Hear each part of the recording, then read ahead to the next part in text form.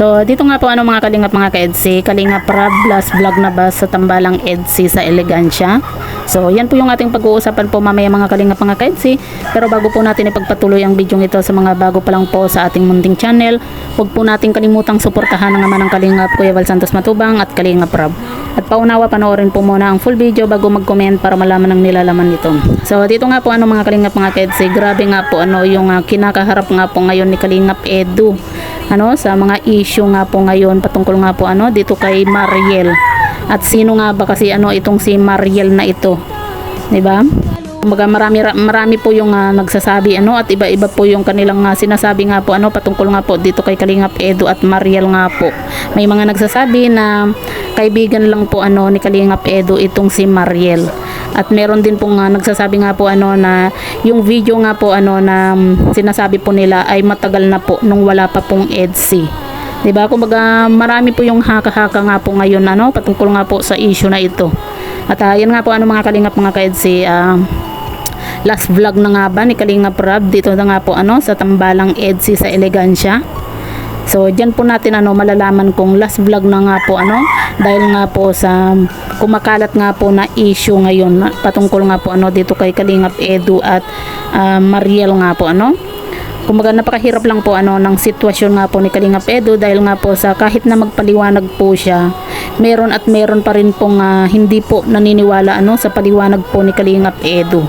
Kaya naman napakahirap po sa side po ni Kalingap Edu at talagang masasabi po natin na kahit sino mai-stress po dahil nga po hindi po malaman ni Kalingap Edu kung saan po siya lulugar. Yun bang napakahirap po ng sitwasyon po niya kasi lalo na po at sikat na po itong si Kalingap Edu, 'di ba? Hindi po natin masasabin na kunyari may nakasabayan lang po itong si Kalingap Edu sa paglalakad, 'di ba?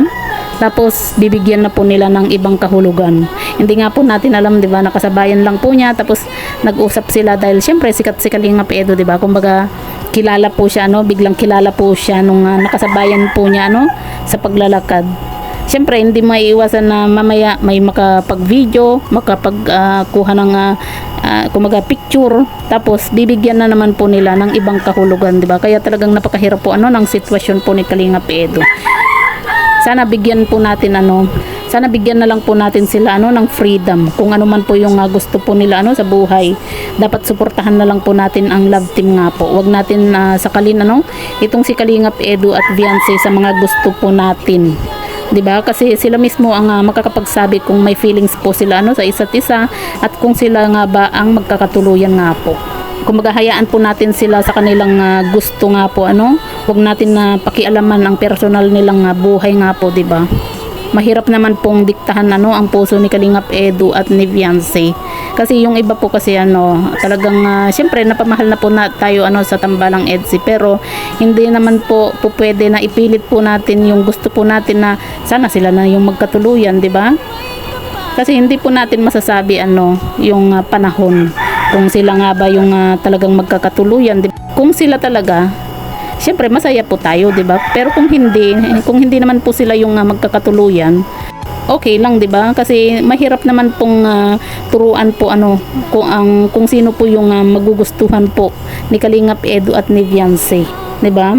Sabi nga po nila, 'di ba, na wag po nating pakialaman po yung kanilang personal na buhay. Dahil na kay Kalingap Edu at Viancy na lang po kung ano po ba talaga yung kanilang nararamdaman po talaga sa isa't isa. Nasa kanila na po nasa kanilang pag-uusap na po yan. Basta tayo suporta lang po sa kanilang tambalan nga po. Pero yun nga po mga kalingap mga ka-EDSI, sana wag naman pong mahinto nga po itong Tambalang EDSI. Siguro po pwede pong hindi na muna ma-vlog nga po itong Tambalang EDSI kahit mga 1 week para lang po kumbaga ma-stop muna yung mga issue patungkol nga po dito nga po kay Kalingap Edu at Mariel nga po. Kumbaga pahupain muna yung issue nga po patungkol po dito. Pero sana wag pong ma-stop po talaga ang Tambalang EDSI. Dahil yan po yung isa po sa talagang libangan po natin at inaabangan po lagi sa vlog nga po ni Kalingap Rab.